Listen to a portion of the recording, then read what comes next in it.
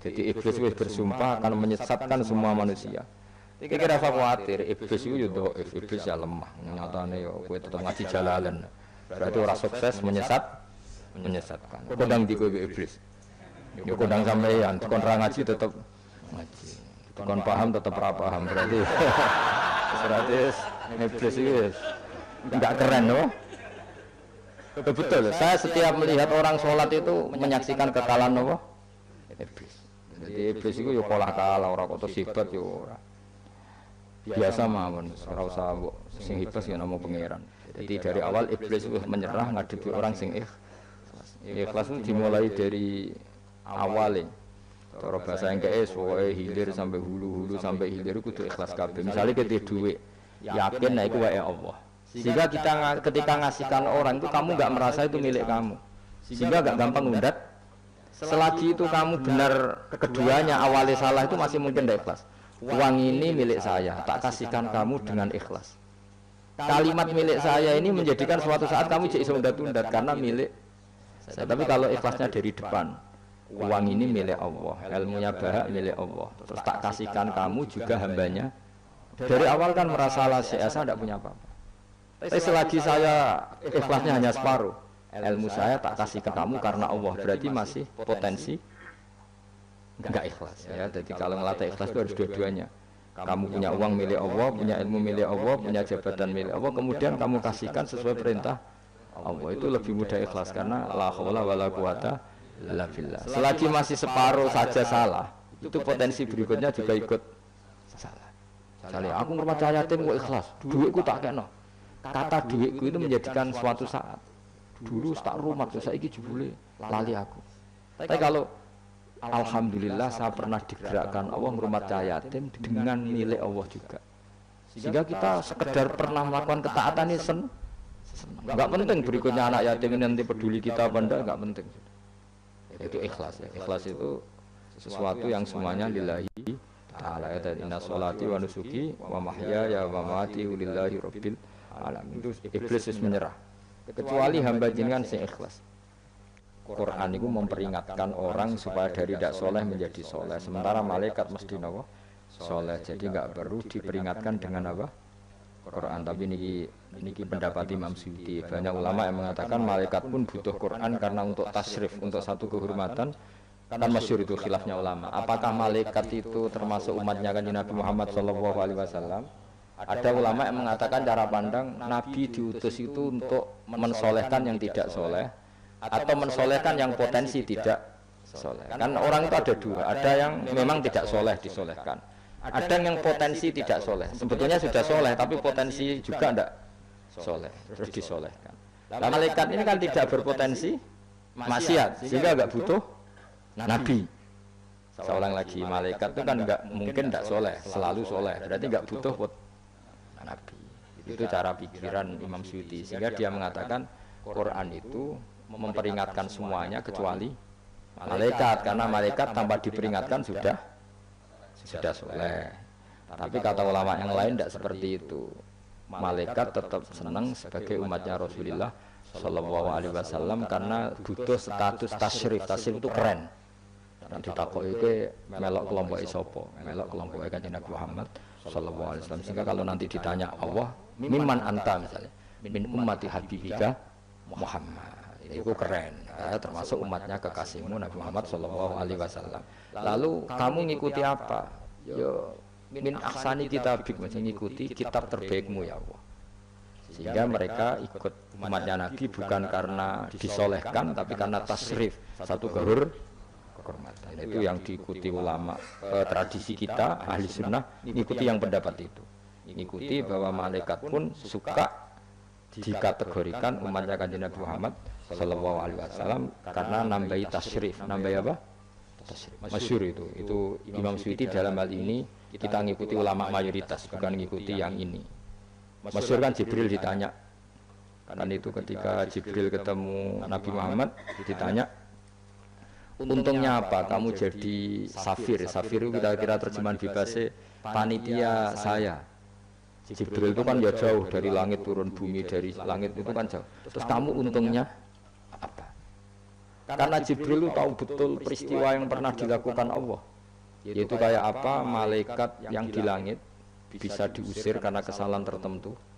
Malaikat yang sok suci kayak siapa itu Harut Marut juga dihinakan seperti itu. Dan Jibril tahu betul Allah itu yaf'alu ma yasha. Jadi yang sekarang malaikat saja jadi pokoknya tahu betul Allah bisa melakukan apa saja. Karena Jibril tahu betul Allah karena dia ketua malaikat. Kan kita tahu misalnya ada sejarah siapa? Harut Marut dari malaikat menjadi hina seperti itu. Jibril akhirnya tanya. Ya sudah, Jibril punya terus ditanya Nabi, kamu untungnya apa setelah jadi safir saya, jadi panitia yang ngurusi wahyu. Terus kata malaikat Jibril, saya tidak pernah merasa aman.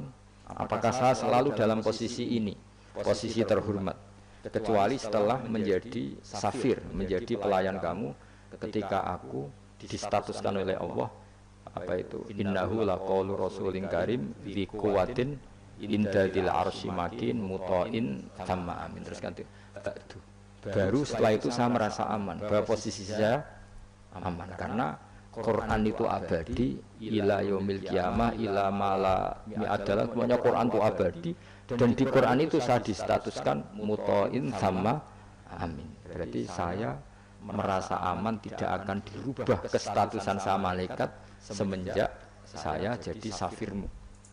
Intinya Jibril juga mendapat kehormatan karena ngitmai Quran. Paham ya? Makanya kita di sini mengatakan ini pendapat Imam Suyuti, tapi hampir semua ulama berpendapat apa? Malaikat pun ikut mendapat berkahnya Kanjeng Nabi Muhammad sallallahu alaihi wasallam. Jadi apa berkah tasrif, apa berkah apa?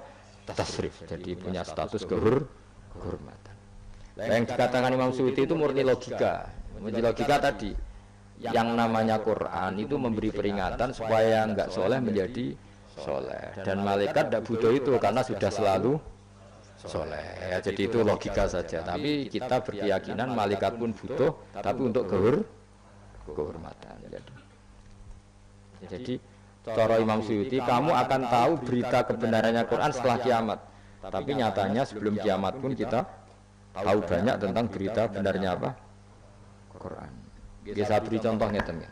Niki ben nambah iman kula jenengan teng Kanjeng Nabi Muhammad sallallahu alaihi wasallam. Nabi itu kan orang yang mukjizatnya jelas Quran ya, jelas kita sepakat Nabi itu orang yang mukjizatnya itu ngendikan Konstantinopel. Nabi itu orang Mekah. Itu orang Mekah, orang Medina. Itu ngendikan Turki, itu kan jauh sekali karena Turki itu ikut barat. Tapi Nabi zaman itu ngendikan lataf tahunnal Konstanti, iya kamu pasti nanti menaklukkan Konstantinopel. Terus Nabi menyebut pasukannya, menyebut tentaranya. Terus al-amru kama akhbaruhu. Kemudian kenyataannya Konstantinopel zaman Nabi itu kan hanya menguasai Mekah Medina. Dereng duki putih-putih. Tok Syria itu era Umar. Tapi era Pangeran Fatih pun berapa ratus tahun setelah Nabi baru menaklukkan apa? Konstantinopel. Mergo Nabi nate dawuh mulai sekarang sampai kiamat uridot alia umatku dipertontonkan. Jadi Nabi sempat delok kalau cara Jawa TV lah. Jadi menawa Nabi ya perso ngaji jalan paham ora paham ya. Ini termasuk daftar yang diperlihatkan kepada Nabi. Jadi ini akhir zaman ono wong ngaji nggo 3 perangkat kitab, pulpen, rekaman. Jadi apa kitab, pulpen, rekaman. Harusnya kamu lebih alim dibanding ulama dulu karena mereka salah satu kelas apa? Rekaman itu. Itu perso. Yang paling unik dari semua peristiwa itu nggih, sekaruan nggih peristiwane Suraka. Suraka niku sahabat rapati gandeng ndik. Nabi sering nak gojok Suraka. Suraka suatu saat kamu pakai apa mahkotanya Raja Kaisar. Raja Kisra, Raja Persia yang Romawi lah, Romawi itu Kaisar apa? Kaisar. Singkat cerita, Ka'ab itu seorang ahli kitab, penginjil. Dia itu ada zaman Nabi, namanya Ka'bul Ahbar itu ada zaman Nabi. Makanya di Dibak sering ada Al-Hadis Susani An Yasar bin Atok An Ka'bil Ahbar. Nabi lahirnya di Mekah sudah benar, hijrah ke Madinah sudah benar. Tapi Ka'ab itu masih nggak mau iman karena dia baca di Taurat itu ada kata-kata wa sultanu bisam. Pusat pemerintahannya itu, jadi pusat pemerintahan Islam itu di Sam. Karena Nabi wafat itu sebelum ada pusat pemerintahan di Sam. Sam itu ya Syria, Lebanon, Israel. Bareng era Sayyidina Umar, Sam itu ditaklukkan Umar. Terus akhirnya sebagian pemerintahan itu pusatnya di Sam, terutama era Muawiyah. Terus Nabi itu gojlok, kalau ketemu Suraka gojlok. Suatu saat kamu itu pakai bahasa Arabnya itu pakai mahkotanya Raja Romawi. Singkat cerita, dia ikut perang. Nabi pun wafat. Ikut perang, lala rojone keplayu. Mahkotanya ceblok. Lala sing nemu iku tinggu. Ora pantes wong ndek misalnya. Digojlok wis sahabat-sahabat. Setelah dipakai, didelok sahabat digojlok mergo elek ora pas. Terus dikonyoplok mbek Umar. Itu harus kamu copot dan nanti mau diletakkan dikasihkan ke Baitul Mal, nanti uangnya dibagi. Masyhur itu Suraka protes, bukankah Rasulullah ngendikan di depan umum bahwa yang pakai ini saya. Jawab Umar, innama qala laka Rasulullah litalbisaha wa lam yakul litamlikaha. Nabi hanya ngendikan kamu nanti yang pakai, Nabi tidak ngendikan kamu yang punya. Terus dicoplok. Lu bisa kamu bayangkan kejadian itu puluhan tahun setelah Nabi wafat, tapi Nabi ngendikan itu detek. Yang mengalahkan itu Umar. Nanti yang pakai mahkotanya itu.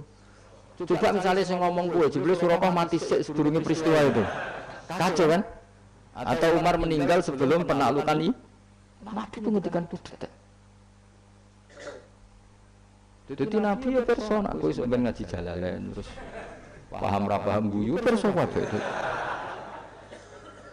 Nah, begitu juga penelitian keilmuan sekarang itu banyak yang mengarah mendukung makna-makna Quran.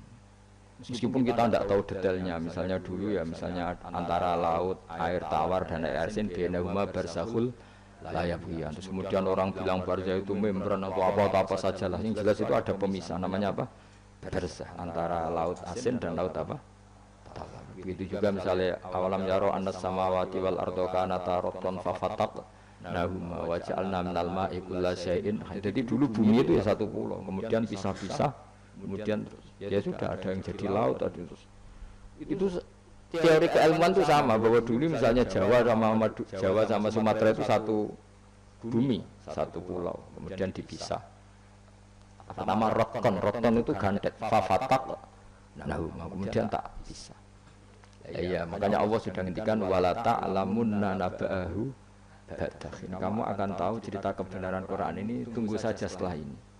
Nah, kemudian hanya ulama yang mengatakan yaumal kiamah, tapi itu lagi-lagi itu tidak Quran. Quran hanya ngendikan ba'dahin. Yang yaumal kiamah itu ngendikane ulama. Makanya kita harus paling gampang tuh hadis. Jelas hadis. Pokoknya hadis tentang sosial.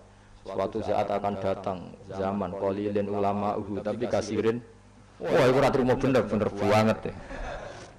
Yang ulamanya sedikit, tukang khutbah ya. Tukang pidato maksudnya.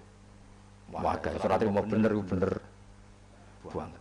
Dan itu Nabi ngendikan itu detail, terutama sama delok. Saya kan punya kitab namanya Sirah Nabawiyah, juga punya kitab banyak lah tentang itu sampai Imam Bukhari itu kenangannya itu.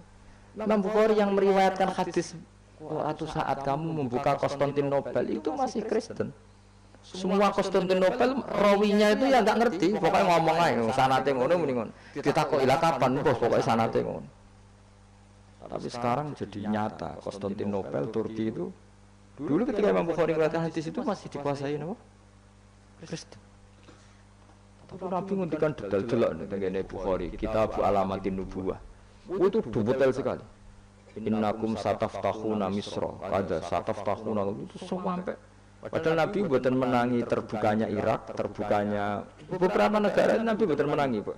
Tapi zaman Nabi ketika itu detail. Sataftahuna Qaisar, fala Qaisar ba'da, wa saftahuna Rum. Itu detail. Sampai ya tadi sedetail nanti yang pakai mahkotanya itu kamu. Setelah nyata. Maksudnya nyata itu ya emang bener-bener sing nemu itu Surabaya koral.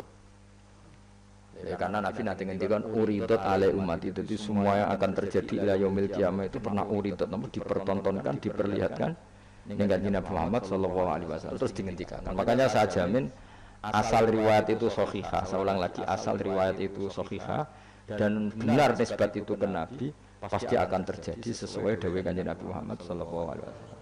Dan kalau ada yang tanya, tapi saya pernah baca hadis ini kok nyatanya enggak terjadi, itu berarti ada masalah di riwayatnya apa? Ada masalah di riwayatnya. Tapi kalau asal hadis itu sahih, saya ulang lagi apa? Itu pasti akan kejadiannya seperti itu.